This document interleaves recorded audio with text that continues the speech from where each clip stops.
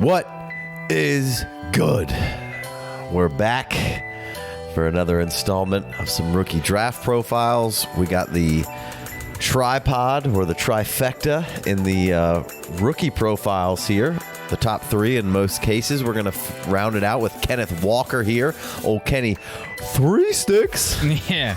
Let's open our Bibles to the book of Kenneth, chapter 1, verse 3. Praise him. Let's go. Yeah. Oh, I'm excited about old Kenny Walker here. Just give away the whole show. 5'10", 210. Yeah. Old 21 years old. 10/20 2000. Don't know that sign because I was born in August, so that's the only one I know. The only astrology I know is mine. It's February, baby. Pisces. He's from Arlington. I like to swim. Arlington High School in Tennessee near Memphis. His father did want to send him to a private school that was a better football school, but Walker declined and wanted to be with his guys that he had been with. So this is a 2-star recruit. Not good. Not super sexy. Not a great start. Must not be any good.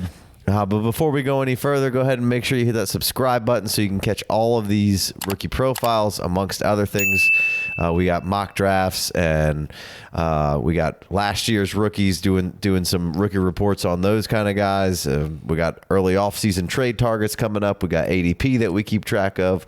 All sorts of great stuff. So go ahead and hit subscribe. Hit us in the comments below. If you're listening on the podcast, hit us with them 5 stars. It greatly helps us out, and it's very much appreciated. Preach.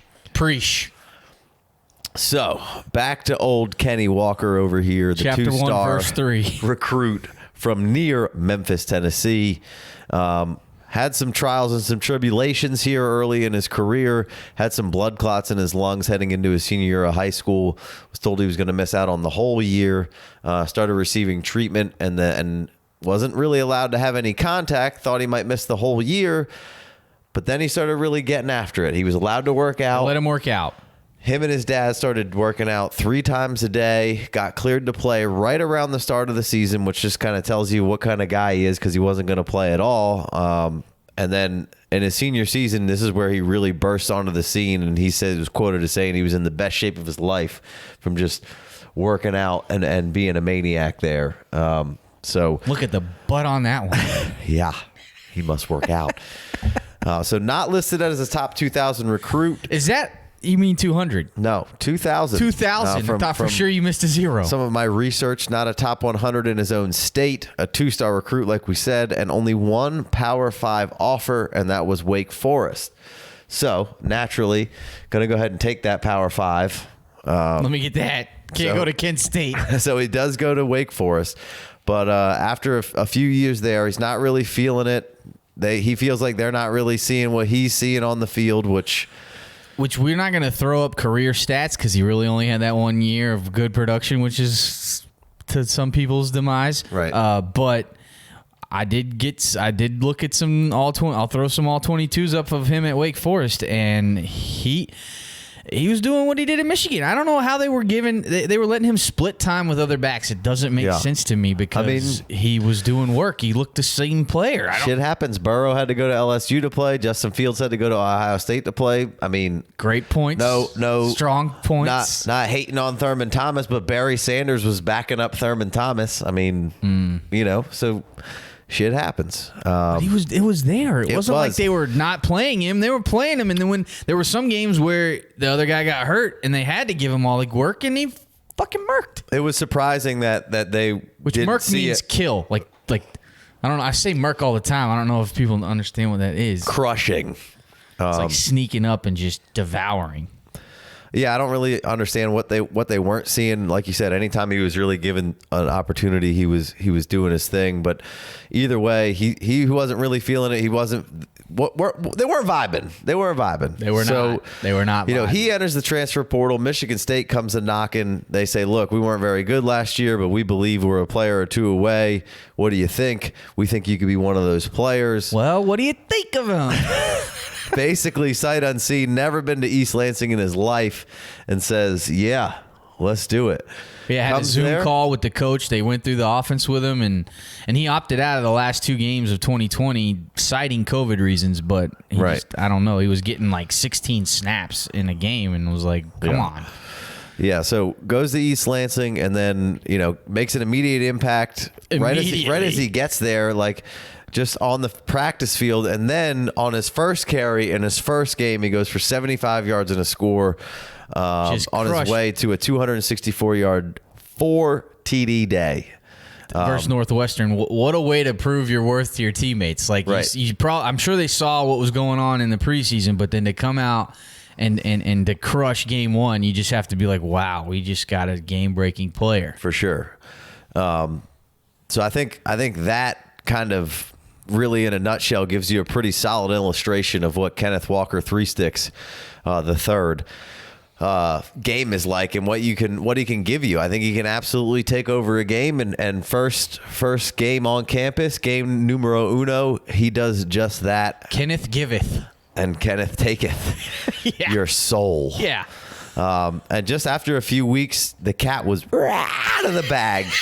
And I mean, at that point, everybody's game planning for this man and still couldn't fucking stop him. Yeah. Like that to me is once you know that, hey, this isn't just like a one-off where he just had some good games. This dude just straight crushed pretty much all throughout. And I think, we've done Brees and we've done Spiller, and we kind of talked about how their styles are contrasting.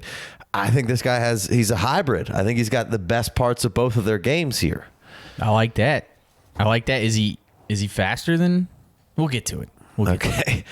So he's definitely, we talked about Spiller in the last one about how maybe the metrics and advanced stats and career stats, none of that really maybe matched up with kind of what you saw in the field. And Walker is one of those guys who those eye-popping accolades on paper match exactly what you see on the field. And this guy is really just a game breaker. And again, going back to that first game that you saw against Northwestern, it's not like it was Youngstown State or another garbage Kent school, State or, Akron or whatever, and no shade on those schools, but probably not the same level of competition. This is Northwestern's had some good squads over there, right?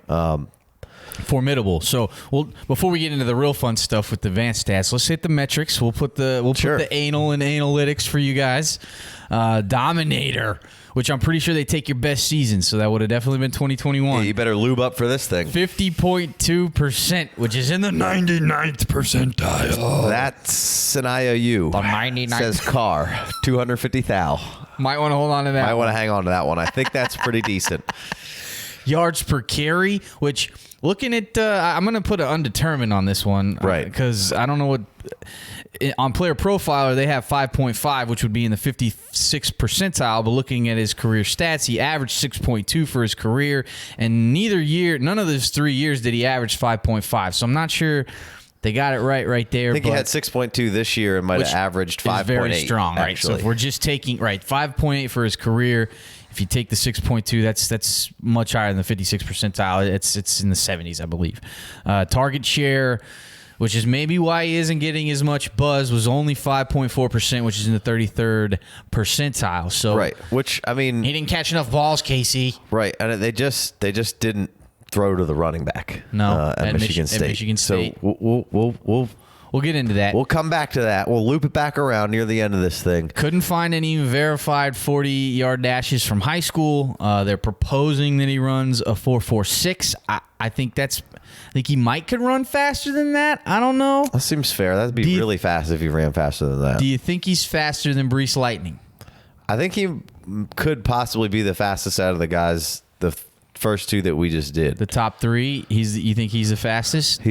He looked like there's a possibility that he could be. I mean, he's a little smaller and a little lighter than them. So true.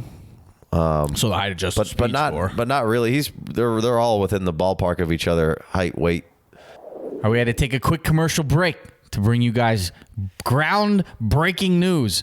Shave your balls. Take care of your nether regions. And don't use the same razor that you use on your face. That's gross. So extremely excited to partner up with Manscaped.com. We got a promo code, 20% off and free shipping. Get yourself the variety pack. Get yourself the Lawnmower 4.0. They just launched their new 4th generation trimmer. Join over 4 million men worldwide with this exclusive offer because Manscaped is the best in men's below-the-waist grooming champions of the world. They offer precision-engineered tools for your family jewels. So help your boys out by helping your boys out. Shave it up. Cutting ceramic edge blade. Waterproof. Designed to reduce accidents, nicks, ingrown hairs, all that stuff. What about if you're in the dark? It's got an LED light. Problem solved. Who? If you're shaving wet and in the dark, this thing has you covered. I don't know who's that R&D over at Manscaped, but they deserve a raise. Yeah. So just couldn't be more pleased. This is a paid partnership. They did send us the razor. We did use it. It's fantastic. Just couldn't be more excited My to wife help likes you guys it too, out. so get one for you ladies. Get one for you men. You're not gonna share one, for your faces, but if you, I guess you could share in other regions. I don't know. Maybe I need another one. You're bumping uglies already. You might as well, but maybe you get 2, and use the code word, the FFD. You get 20% off. Free maybe your shipping. wife has a mustache. Manscaped.com. See you later. I'm about to get another one for my head because I feel like the razor I shave my head with is not as good as the razor I'm shaving my balls with. Boom, Norelco, look out. Yeah. So, guys, help us out. Help your boys out. Help your boys out. The FFD, code word for your pleasure. The code word's not for your pleasure. I wish we tried to get pleasure. We tried to get pleasure. That was taken already. So we went with the FFD.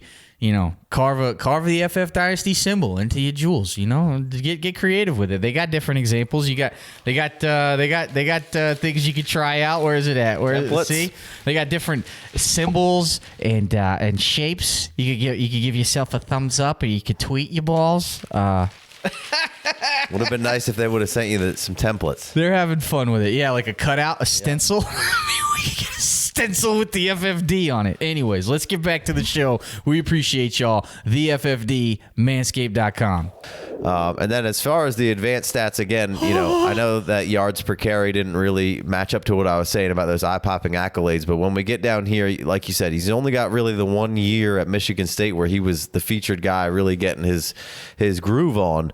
But which that he did it as a high fucking rate here. And he came into Michigan State in his first year after transferring. He was like a forerunner for the Heisman the whole season. Like that alone. To come to a new program and just completely not only take over that program, but take over college football. Right. And then looking at these stats, like you gathered these stats this time, I didn't even look at them, and I didn't think they were going to be this high, but I'm not surprised. Yeah, no, it matches up. It's right where you want it to be when you watch the tape and you look at these. This makes sense and it looks good, and this is what when these match up, I think this is what takes you into being like, all right, I think this is a pretty strong prospect. Right. So these are from PFF, and you sorted 50% of the max carries. Of 311 attempts. You could sort by 20 if you want. I usually don't do any less than 20, but 50% kind of gives you a good ballpark here. So first in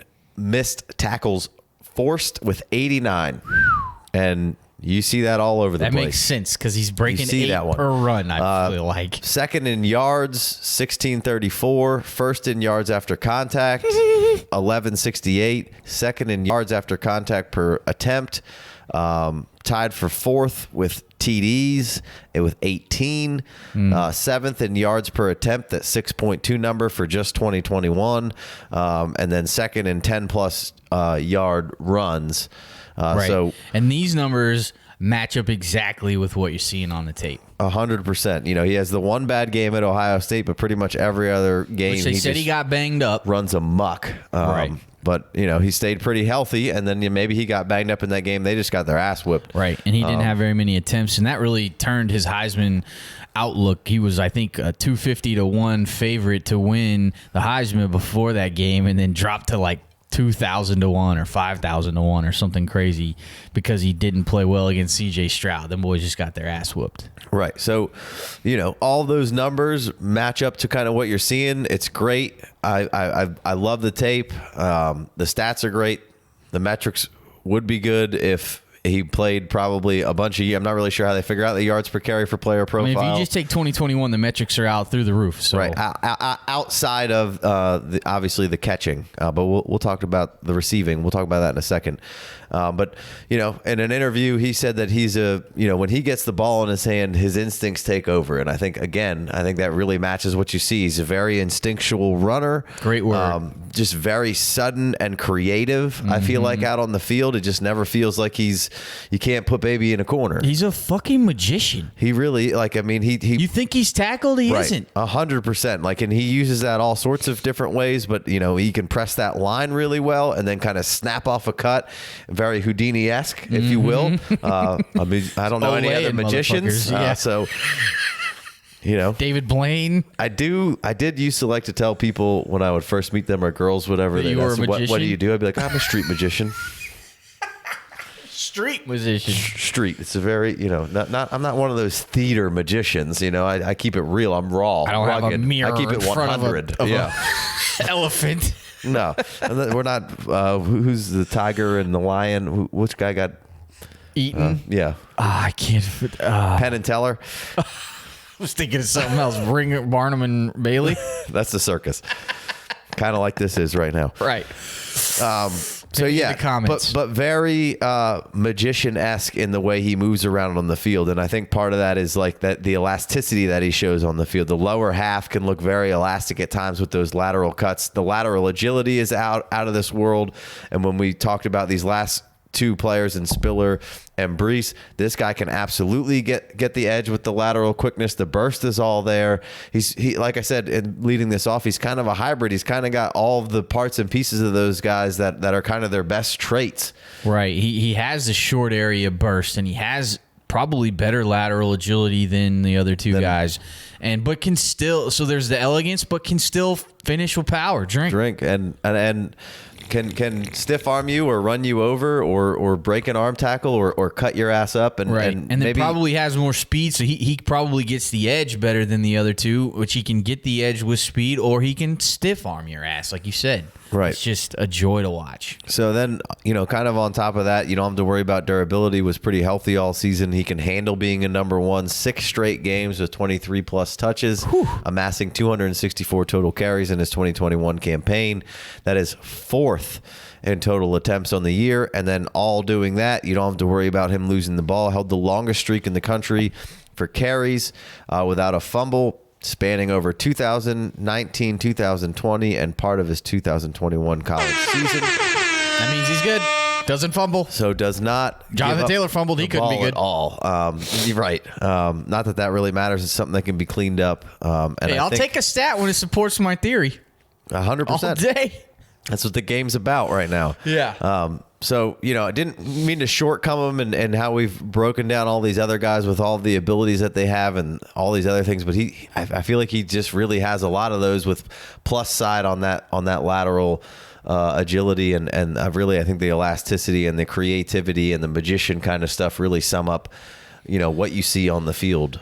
None of that matters, Casey. What about the pass catching? Huh? What about the pass catching? All right, so does he catch passes? No, so he can't be good. Okay, we're playing PPR, Casey. Right, he can't be good. Hey, I can. This is why he isn't getting any love. I can get that to a point.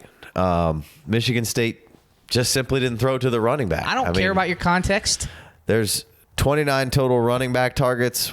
16 of them went to target, or 16 of them went to Walker. He reeled in 13, credited with 0 drops in his 2021 campaign. So. And then when, if you want to cite a game, he goes to Miami. He's got 3 of his 13 catches just in that game. And when you look at it, he looks very comfortable catching the ball and he, catches one, turns, makes a dude miss. But, small sample. So how could you even judge that? But when I see him catching the ball, it doesn't look like it's a task. Like it looks semi-natural, pretty good. And just going back to the beginning of this thing to where, hey, I'm not able to play, but, I'm going to take it upon myself to just, as a senior in high school, because I have this, I could be woe is me. I got these blood clots. This sucks. Blah, blah, blah, blah, blah. But instead, he just goes out and keeps working and working and working and working, and then comes and bursts back onto the scene. Maybe why you don't have so many offers is because probably a lot of recruiting is done by that point, and he's really crushing it as a senior in high school. A guy with this type of work ethic and this kind of want to be great, and we talk about this a lot with guys. It's a trait that if you don't want to be great, you're not going to be great, and these kind of things that you probably won't get better at or can't show that you can do. But this guy has all of those intangibles and all of that inner drive and inner dialogue to say, hey, I want to be great. I want to do this. I want to go work as hard as I can to be as good as I can. I want to be a professional football player. Like, this is where he's trying to get to, and it's not just going to stop at that point. And watching a bunch of interviews and listening to this guy talk and see the drive that he has, it's just a big part in this thing, and it's something that can't really be measured, but like, you could see it.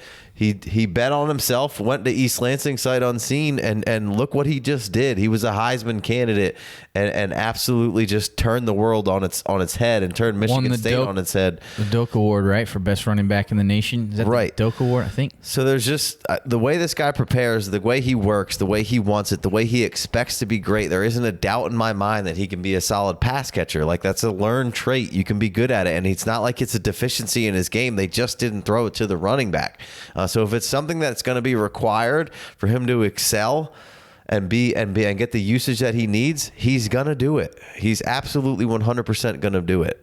So, as far as the pass catching goes, I'm not worried about it. He can do it. Like, will he be Alvin Kamara? No, probably not. But like, he again shows all that lateral ability and agility and the burst and the speed to probably be able to be a pretty decent route runner if you really wanted him to. Or a lot of the times in these cases, you just need to be able to run a little wheel, run a little out swing pass, run maybe a little angle or Texas route or a screen, screens in there, or just find that soft spot and be working with your quarterback. Like, just get this man in space. Right, and I think that's a good way to wrap that up. Just get that man in space. One of the other knocks, which I don't even know what the fuck to do with this anymore. Yeah, he only had one good year of production. Casey, people are going to be mad and what's that about? Walker for one. What's that about? Year He's so of real good. production, but then they'll scream, well, the high mileage, that really gives me pause. Right. I don't know what the fuck to do with it anymore. I've had it. I don't give a fuck. It's so dumb. Yeah. Stop. Do you want him to have a lot of carries or not? I don't know what you want. Maybe Spiller hit it right on the head. You can 170 carries every year, and that's plenty. Basically what Javonte Williams had. Yeah. Well, I will say that the pass protection didn't look super great. But again, a learnable trait if you want to be good and you want to be out on the field. If that's something I think that is required and going to be necessary at the next level, which it will be if he wants to be where I think he wants to be. And I think that's something that he could easily learn. And again, just at the end of this, I guess I'm really not really sure why he's not getting as much love as these other guys, because it would seem that like a lot of people are kind of biased towards somebody who could be a game breaker and a home run hitter, where this guy seems like he has that. He can create on his own and he can go the distance. So I just, I don't, and if you set up a good scheme for him, he's going to do exactly what he needs to do in said scheme and in said running play to go ahead and bust that thing off. Right. These guys that can make your day in one play, they get elevated for a reason, and no one's talking about him. It feels like after that Michigan game, everyone was like, oh man, he's probably going to be the 1-1. He probably just solidified himself as the 1-1. And then the next game, he didn't do anything against Ohio State, and they just completely disregarded everything he had done to that point. And it's like, you don't see his name on Twitter a lot. You don't see, nobody hear seems a lot to be of super buzz. hyped about him. Nobody's putting him up there with any of these guys. I don't hear Jeremiah and Todd McShay and Vay and Mel Kiper. I don't hear them boys talking about him, No, not really. And I mean, like I said, I guess you could kind of be pigeonholing him into a 2-down back kind of right now. And not big in a third down role. Pass pro's a little weak. Pass catching numbers aren't really there. So, I get it. Maybe that's part of the reason. But, how many guys come into the league right away and don't split a backfield? Not too many, at least the first year or two. I mean, you're worried about Jonathan Taylor the first year with Naheem Hines, and where was that concern this year?